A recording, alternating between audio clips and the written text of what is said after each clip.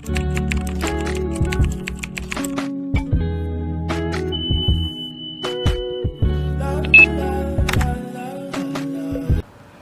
guys, welcome back to my YouTube channel. Jadi video kali ini gue bakalan sharing, nggak review skincare ataupun makeup, sorry for today. Tapi kita bakalan sharing soal gimana caranya gue mendapatkan skincare yang tepat dan memaintain kondisi kulit pasca keluar dari krim dokter.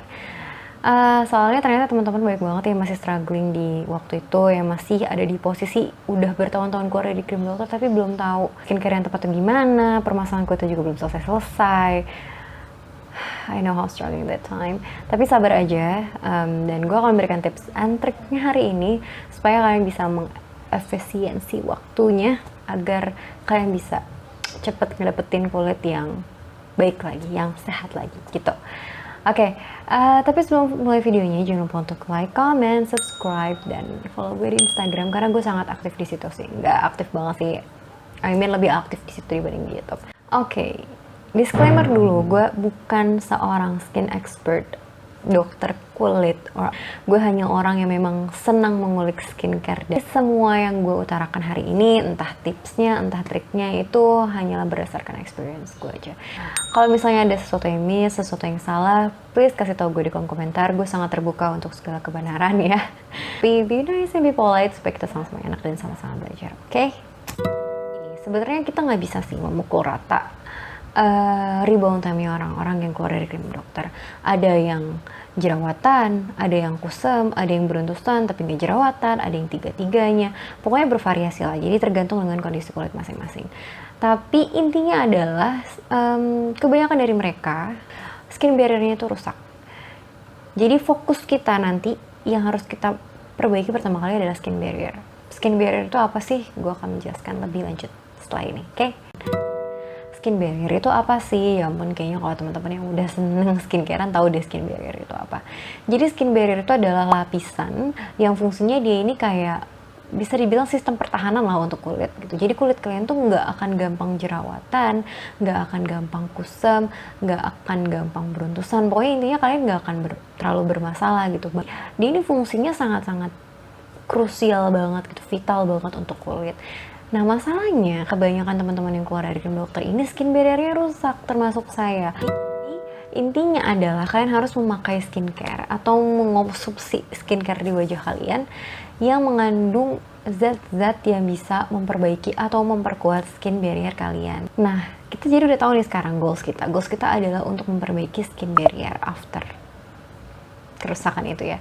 Nah zat-zat yang bisa kita pakai itu adalah zat-zat yang melembabkan. Apa aja sih Kak? Contohnya kayak misalnya hyaluronic acid. Mungkin kalian bisa pakai serumnya hyaluronic acid.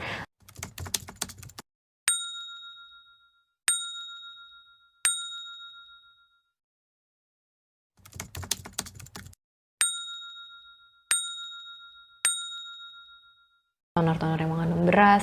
Kalau di aku yang mengandung beras tuh benar-benar efektif banget guys. Dibanding Calendula yang dari beras tuh lebih apa ya, lebih nyerap, lebih thick, lebih. Aku yakin banget kalau kulit aku tuh udah terhidrasi banget dengan produk toner dan serum yang mengandung beras.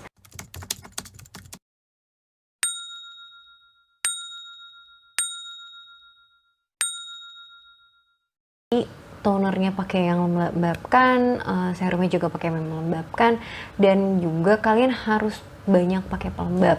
Pelembabnya bisa apa aja sih sebenarnya. Tapi kalau bisa sih yang kalau bisa kalian di toner dan di serum sudah super thick, kayak udah super pelembabkan yang kencang banget, kalian bisa sedikit mild di bagian moisturizer. Kalian ambil moisturizer yang tidak terlalu thick supaya tidak apa ya, supaya nggak terlalu tebel aja gitu. Mungkin kalau kalian nggak begitu suka, tapi kalau aku sih jujur suka-suka aja.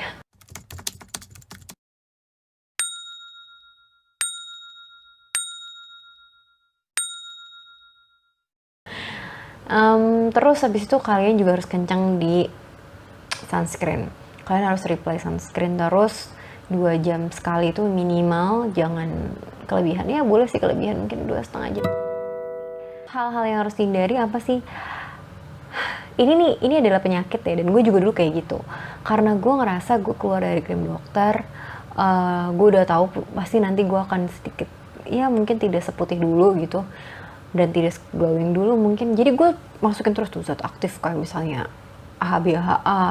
Iya bisa AHA BHA yang tinggi, gue masukin serumnya tuh apa ya, vitamin C misalnya, gue pakai yang wah concentrate brightening, yang terus gue pakai yang masker untuk eksfoliasi, gue pakai scrub. Gue inget banget tuh gue masih pakai satu brand yang udah terkenal banget untuk scrubbing wajah, saking gue memang tujuan gue pada saat itu untuk mencerahkan wajah lagi gitu. Dan karena memang gue tidak terlalu berjerawat tapi banyak beruntusan, ternyata itu salah guys. Kita pada saat mau merebuild atau kita mau memperbaiki kulit pasca keluar dari krim dokter itu ya hanya dengan build skin barrier. Jangan pakai zat aktif yang eksfoliasinya tinggi. Kenapa? Karena nggak akan bisa merebuild skin barrier gitu. Jadi kalian harus menghindari retinol nih sekarang yang lagi hype banget. Retinol, bakuchiol juga kayaknya menurut aku masih harus dihindari dulu untuk beberapa bulan. Terus HBA yang terlalu tinggi, pokoknya zat-zat yang dia ngeklaim dia ini bisa mengeksfoliasi wajah dengan sangat baik banget dan bagus banget gitu. Mungkin di sebagian orang bagus karena memang butuh eksfoliasi yang tinggi. Tapi ingat, kondisi kalian di sini adalah skin barrier kalian rusak.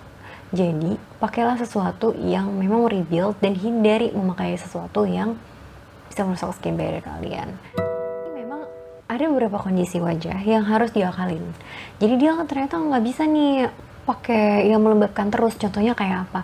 Kulit yang oily dan kombinasi berminyak tuh biasanya kalau terlalu pakai melembabkan itu malah jerawatan banyak ya kan, karena memang dia ternyata masih butuh eksfoliasi. Jadi gini teman-teman, untuk cadangannya nih ya, kalian pakailah exfoliator yang mild. Contohnya kalau produknya aku kasih contoh, ada Aloe BC Skin Toner dari Benton. Itu dia juga eksfoliasinya ringan, bisa dipakai sehari-hari juga sebenarnya. Tapi kalau kalian baru keluar dari krim dokter, aku saranin pakainya kayak cuma 3 hari sekali atau 2 hari sekali. Terus ada lagi brand dari Round Lab, itu bahkan dia emang klaim kalau dia mild eksfoliasi atau mild peeling. Terus yang udah aku pakai apa lagi ya? Pokoknya kalian pakai eksfoliator yang rendah banget deh, gitu. Jangan yang tinggi-tinggi karena nanti skin barrier kalian rusak lagi gitu.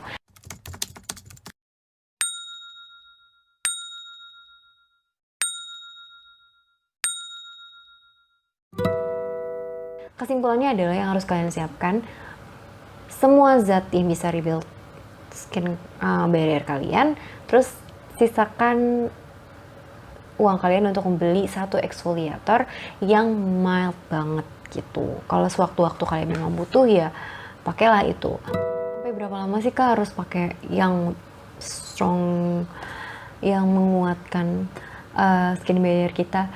Kalau aku pribadi tuh berjalan sekitar 2-3 bulan baru aku memasukkan zat aktif yang agak harsh, karena aku sudah yakin skin barrier aku udah bagus. Gimana caranya aku tahu skin barrier aku udah bagus? Kulit aku jadi lebih glowing daripada sebelumnya. Jadi waktu baru keluar dari krim dokter ya subhanallah banget ya, kulit bener-bener super dry dan gak ada glowing sama sekali. Nah waktu itu kulit aku udah lembapan banget, even aku belum skincarean, terus udah ada sedikit ya glowing gitu. Abis itu aku tetap jerawatan atau beruntusan, tapi hanya pada fase dimana aku mau menstruasi atau selesai menstruasi. Jadi memang hormonal gitu. Baru setelah kalian udah menyelesaikan fase itu, kulit kalian sudah benar-benar bagus banget kondisinya, kalian bisa masukin zat aktif. Nah tapi menurut aku berkala dulu ya, jangan langsung yang retinol dengan kadar tinggi atau apapun serum yang gitu. Kalian pakai yang ya ringan-ringan dulu. Ntar kalau yang ringan-ringan udah masuk, udah bisa, baru kalian naikin sedikit gitu. Kalau misalnya wah ternyata ini nggak bisa nih, misalnya pakai vitamin C yang tinggi banget kadarnya supaya cerah, ternyata nggak bisa nih kulitnya, ya ganti atau kurangin pemakaiannya kayak gitu-gitu sih. Emang harus pintar-pintar lah setelah itu. Inilah part dimana kadang emang teman-teman yang baru keluar dari krim dokter, apalagi yang udah dari awal pakai krim dokter kayak aku dari SMA pakai krim dokter. Jadi aku tuh kebanyakan kaget pas di awal-awal, kayak kusam sedikit tuh aku takut.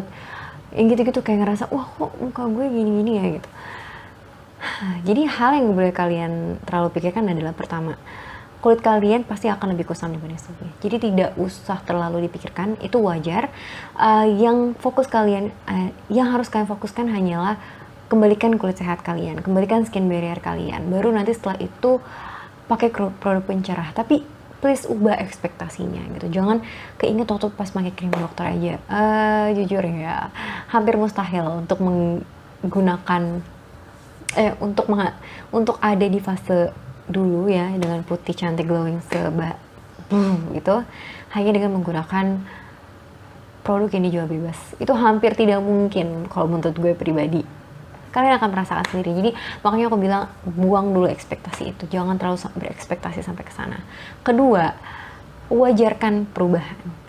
Nah dulu karena aku kebiasaan pakai krim dokter, aku tuh ya kalian teman-teman yang udah pakai krim dokter dari dulu pasti udah paham deh, hampir nggak pernah jerawatan ya kan, bahkan lagi menstruasi aja nggak pernah jerawatan ya kan. Ya karena memang begitulah adanya. Tapi setelah lepas dari krim dokter akan terjadi fase-fase hormonal tersebut dan tidak usah dikhawatirkan karena itu memang wajar, nanti dia akan sembuh dengan sendirinya. Kalian hanya tinggal kasih penunjang, misalnya kalian pakai krim total jerawat atau kalian pakai serum atau apapun yang lebih untuk fokus ke jerawat, nanti juga akan hilang sendiri. Jadi tidak usah berlebihan soal jerawat gitu. Terus yang ketiga, wajarkan up and down wajah kalian. Dulu aku memang ya mungkin kalian akan kaget sih itu karena waktu pakai krim dokter nggak pernah bad face sama sekali, selalu ready terus, mukanya bagus terus kondisinya. Tapi pada saat keluar dari krim dokter dan menggantungkan wajahnya dengan produk yang dijual bebas, pasti ada fase kayak up and down gitu loh. Kadang bagus banget mukanya, kadang kok jerawatan banget, beruntusan banget, kusam banget, jelek banget, kucel banget, tiba-tiba bagus banget, ya ampun kayak Pevita Pierce gitu. Kadang kayak wow, enggak banget. Itu menurut aku sekarang itu wajar gitu. Memang ya itu banyak faktor bisa sampai ke situ, misalnya faktor ke pola hidup, faktor makan, memang hormonal juga. Jadi please wajarkan hal itu, tidak perlu dibesar-besarkan. Bersabar aja guys ya, sabar. Memang prosesnya panjang dan melelahkan, tapi akan ada waktunya dimana semua itu terbayarkan. Oke, nah segitu aja dari aku hari ini. Dan ya, see you guys on my next video, bye-bye.